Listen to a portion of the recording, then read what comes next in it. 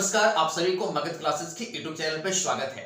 CTET special batch के अंतर्गत आज की क्लास में हम लोग पढ़ेंगे शास्त्रीय अनुबंधन सिद्धांत का शैक्षिक महत्व। लेकिन उससे पहले शास्त्रीय अनुबंधन सिद्धांत को एक बार फिर से समझ लेते हैं, उसके बाद हम लोग चर्चा करेंगे शास्त्रीय अनुबंधन सिद्धांत के शैक्षिक महत्व को।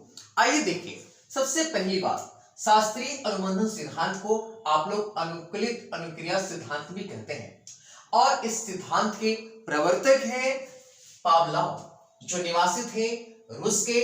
और इस सिद्धांत का प्रतिपादन किया गया था 1904 में और यह प्रयोग किया गया था कुत्ते पर। आप लोग देख रहे हैं यहाँ पे प्रयोग में आपको एक कुत्ता दिखाई दे रहा होगा जो अनुकूलित वातावरण में व्यवस्थित है। तो इस व्यवस्था को आपको समझने के अध्ययन के दृष्टिकोण से मैंने 4 पार्ट में डिवाइड कर दिया था। फर्स्ट पार्ट में यहाँ पे घंटी था और एक कुत्ता है। सेकंड पार्ट में भोजन है, कुत्ता है। थर्ड पार्ट में घंटी है, भोजन है और कुत्ता है। और फोर्थ पार्ट में घंटी है और आपका क्या है, कुत्ता है। तो मैंने आपको क्या बताया था कि फर्स्ट टाइम जब घंटी बजता था तो कुत्ता पे कोई अनुक्रिया नहीं हुआ था, यानी कुत्ता कोई अनुक्रिया नहीं किया था। दूसरे पार्ट में कुत्ते ने भोजन को देखकर उसके जीभ में क्या गया था, लार आ गया था, यानी कुत्ते ने क्या किया था, अनुक्रिया किया था, यानी क्रिया किया था। तीसरे पार्ट घंटी भोजन, घंटी भोजन, घंटी बजाया गया, भोजन लाया गया, घंटी बजाया गया, भोजन लाया गया, घंटी बजाया गया, भोजन लाया गया, यानी घंटी और भोजन के बीच अनुबंधन हो गया था और कुत्ते के मुंह में क्या गया था, लार आ गया था। तो कुत्ता जीभ को क्या निकाल दिया था, बाहर, यानी यहाँ पे अनुबंधन हो गया था। इसके बाद पावलोव ने प्रयोग किया, सिर्फ घंटी बजाया, भोजन को नहीं दिया। यानी अनुबंधन होने के बाद जब अनुबंधन हो गया था तो कुत्ता को ऐसा लगा कि घंटी बजेगा और भोजन मिलेगा, लेकिन केवल घंटी बजाया गया और भोजन नहीं लाया गया। फिर भी कुत्ते के मुंह में क्या आ गया, लार। ऐसा क्यों हुआ? क्योंकि अनुबंधन हो गया था। अनुबंधन के बाद जैसे इस पे आपके क्वेश्चन में पूछते हैं कि कोई राम लड़का है जिसके दिवाली के कारण घर सफाई हो रही है, तो उसके जूते रखने वाले स्थान को उस स्थान से हटाकर दूसरे स्थान रख दिया गया है, उस रेख को। लेकिन जब वह आता है तो उसी स्थान पे अपने जूते को रखने जाता है, ऐसा क्यों? तो आपका जवाब होगा अनुबंधन के कारण। क्यों? क्योंकि उस स्थान और उसके बीच बंधन बन गया था कि जूते को वहीं पे रखना है। तो यही होता है आपका अनुबंधन। यानी अनुबंधन क्या हुआ कि घंटी और भोजन के बीच बंधन बन गया और उसी बंधन को कहते हैं क्या, अनुबंधन। और बंधन बनने के कारण इस सिद्धांत का नाम निकल कर आया संबंध प्रतिक्रिया सिद्धांत या अनुबंधन का सिद्धांत या प्राचीन परंपरागत सिद्धांत, या इसे बोलते हैं टाइप एस थ्योरी। आप लोग हमारी बात को समझेंगे। ये जो आप प्रयोग देख रहे हैं, इस प्रयोग में अनुबंधन का सबसे पहली बार प्रयोग किया गया। तो आपके सीटेट की एग्जामिनेशन में क्वेश्चन भी आते हैं कि अनुबंधन के जनक माने जाते हैं, तो आप लोग याद रखेंगे कि अनुबंधन का जनक पावलोव को माना जाता है। और मैंने आप लोग के लिए लिख भी दिया था कि फर्स्ट फिगर में देखिए कोई अनुक्रिया नहीं हुआ, दूसरे फिगर में भोजन को देखकर लार आया था, तीसरे फिगर में घंटी भोजन तो लार आया, और चौथे फिगर में घंटी और क्या आया, लार, है ना।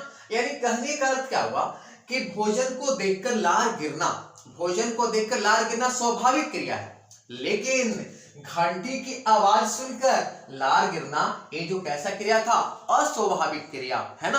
तो इसी सिद्धांत में पावलोव जो है अपने प्रयोग के माध्यम से बच्चों को ये सिखाना चाहते हैं कि इस प्रयोग से बच्चों में आदत निर्माण हो जाता है, और जब बच्चों का आदत निर्माण हो जाएगा और यदि आप अनुबंधन बनाएंगे तो घंटी और भोजन प्रस्तुत करने का अधिक से अधिक समय 5 सेकंड तक होना चाहिए, नहीं तो अनुबंधन क्या होगा, टूट जाएगा। अब हम लोग इस सिद्धांत की चर्चा करेंगे शैक्षिक महत्व का। शैक्षिक महत्व कहने का अर्थ होता है कि शिक्षा में इसका उपयोग किस प्रकार से होता है। सबसे पहली बात आप लोग समझ रहे होंगे कि कुत्ते ने इस प्रयोग में आदत का निर्माण किया कि घंटी बजेगा और मुझे क्या मिलेगा, भोजन मिलेगा। तो मैं आप लोग के लिए लिख दिया हूं शास्त्रीय अनुबंधन सिद्धांत का शैक्षिक महत्व। फर्स्ट, आदत का निर्माण करते हुए। क्यों? क्योंकि कुत्ते को ऐसा लग रहा था कि घंटी बजेगा और मुझे भोजन मिलेगा, तो कुत्ता का क्या हो गया, आदत निर्माण हो गया। दूसरी बात, यह सिद्धांत कार्य की पुनरावृत्ति पे बल देता है। जी बिल्कुल, यानी पुनरावृत्ति का अर्थ होता है उस कार्य को बार बार दोहराना। यानी कुत्ते को ऐसा लग रहा था कि घंटी बजा तो भोजन आएगा, घंटी बजा तो भोजन आएगा। यानी पुनरावृत्ति के आधार पे जो बंधन बनता है उसी को अनुबंधन कहते हैं, इसलिए तो इसे अनुबंधन का सिद्धांत कहा गया है या संबंध प्रतिक्रिया सिद्धांत कहा गया है। यह सिद्धांत कार्य की पुनरावृत्ति पर क्या देता है? बल देता है। तीसरी बात, यह सिद्धांत भाषाओं को सीखने तथा सिखाने के लिए विशेष महत्वपूर्ण है। जी बिल्कुल, यदि कोई बालक भाषा सीखता है तो बालक को भाषा को बार बार पुनरावृत्त करना पड़ता है, बार बार दोहराना पड़ता है। या शिक्षक जब बालक को भाषा सिखाते हैं ना तो भाषा को पुनरावृत्ति करते हैं, बार बार दोहराते हैं, तो बालक जल्दी से भाषा पे अपनी क्या बना लेता है? पकड़ बना लेता है। मैं जितने भी पॉइंट को आपको बता रहा हूं, सीटेट के परीक्षाओं में 2D पॉइंट टू पॉइंट आएगा, न एक आगे जाएगा न एक पीछे जाएगा। जब 100% इससे एक भी क्वेश्चन आपके आगे एग्जामिनेशन में नहीं आएंगे तो बिल्कुल अच्छी तरह से आप लोग पहली नजर से देखिएगा। अगली पढ़ रहे शैक्षिक महत्व। प्राणी तभी सीखता है जब वो सतर्क रहता है या क्रियाशील रहता है। जी बिल्कुल, यदि कुत्ता घंटी बजता और सतर्क नहीं होता तो उसे भोजन नहीं मिलता। कुत्ता को ऐसा लग रहा था। तो इस सिद्धांत के माध्यम से पावलोव बच्चों में इस गुण को विकसित करना चाहते हैं कि बच्चा तभी सीखेगा जब वो सतर्क रहेगा या जब वो क्या रहेगा? क्रियाशील रहेगा। अगली बात, शिक्षण में श्रव्य दृश्य सामग्री का उपयोग इसी सिद्धांत पर आधारित है। श्रव्य मतलब सुनना, अदृश्य मतलब देखना।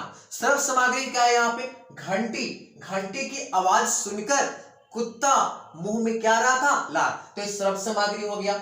भोजन क्या हो गया? दृश्य सामग्री।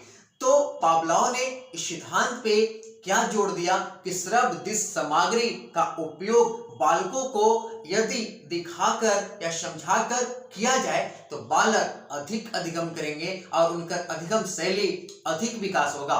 तो इस सिद्धांत पर आधारित है श्रव्य दृश्य सामग्री। और एक क्वेश्चन सीटेट एग्जामिनेशन में पूछे जाते हैं, इसलिए आप याद रखेंगे कि श्रव्य मतलब सुनना, अदृश्य मतलब देखना। श्रव्य दृश्य सामग्री का उपयोग बच्चों को अधिगम करने में हम लोग उपयोग करते हैं। नंबर 6, भय संबंधित मानसिक रोगों का उपचार। जी बिल्कुल, कहने का अर्थ है यदि किसी बालक को भय लग रहा है तो इस क्रियाकलाप को यदि बार बार दोहराएंगे और अनुबंधन नहीं बनेगा तो बालक का क्या होगा? भय दूर हो जाएगा। क्या रे? जैसे कहने का अर्थ है कि घंटी बजाया गया, भोजन नहीं मिला, फिर घंटी बजाया गया, भोजन नहीं मिला, फिर घंटी बजा, भोजन नहीं मिला, तो क्या अगली बार घंटी बजेगा तो कुत्ते के मुंह में लार आएगा? नहीं। यानी क्रिया को बार बार दोहराएंगे तो यदि आपका समय बीतता जाएगा तो अनुबंधन क्या होगा? टूट जाएगा। ठीक उसी प्रकार से बालक के मानसिक रोगों का आप क्या कर सकते हैं? उपचार। नंबर 7, यह सिद्धांत यांत्रिक तरीके से सीखने पर बल देता है। जी बिल्कुल, यहाँ पे घंटी जो है वो आपके यांत्रिक सिद्धांत पर आधारित है, इसलिए सिद्धांत यांत्रिक तरीके से सीखने पर क्या देता है? बल देता है। नंबर 8, इस सिद्धांत के अनुसार बालकों में कभी भी ऐसे शब्दों की पुनरावृत्ति ना करें जो आगे चलकर कुंठाओं में बदल जाए, क्योंकि इससे बालक में प्रेम और घृणा का विकास होता है। जी बिल्कुल, यानी बालक को कुछ इस प्रकार का आदत न लगाया जाए कि उनके आदत कुंठाओं में बदल जाए और प्रेम और घृणा का विकास हो जाए।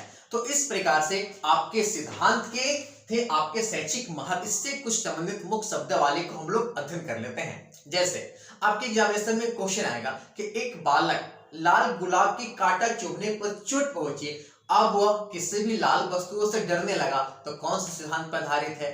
तो ये आपके पावलोव के शास्त्रीय अनुबंधन सिद्धांत पर आधारित है। क्यों? क्योंकि बच्चा को आदत हो गया था कि लाल वस्तु है जिसमें कांटा चुभेगा, इसलिए जब लाल गुलाब के फूल से कांटा जब चुभा था तो बालक लाल वस्तुओं से डरने लगा। तो एक कौन सा सिद्धांत है? शास्त्रीय का अनुबंधन सिद्धांत है। दूसरी बात, पावलोव ने घंटी के स्थान पर यदि सीटी बजाई जो घंटी की आवाज से मिलते जुलते हैं तो कुत्ते ने वही क्रिया किया जो घंटी के आवाज पे किया था।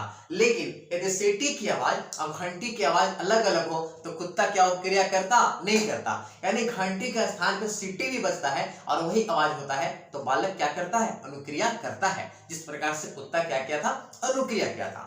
इसके अलावा वाटसन ने 11 माह के अल्बर्ट नामक बालक पर प्रयोग करके यह निष्कर्ष निकाला था कि बालक खरगोश से तो डरने लगा, साथ साथ रोएदार चीजों से भी डरने लगता है। यानी कहने का अर्थ होता है कि खरगोश में रोएदार चीज होता है और खरगोश के स्थान पे बालक को यदि निर्जीव वस्तु भी रोएदार प्रस्तुत किया जाए तो बालक रोना प्रारंभ हो जाता है। तो इस प्रकार के सिद्धांत को ही हम लोग कहते हैं शास्त्रीय अनुबंधन सिद्धांत। तो दोस्तों मैं आप लोग को पढ़ाया टू डी पॉइंट सीटेट की परीक्षाओं के लिए, यदि आप इसका अध्ययन करेंगे और निरंतर हमारे यूट्यूब चैनल पे आप बने रहेंगे तो मैं कहता हूं कि आपका सीटेट एग्जामिनेशन पूरी सफलता से आप अपने एग्जाम को फतह कर लेंगे। तो दोस्तों यदि आपका हमारा वीडियो अच्छा लगता है तो लाइक करें, सब्सक्राइब करें। नमस्कार दोस्तों।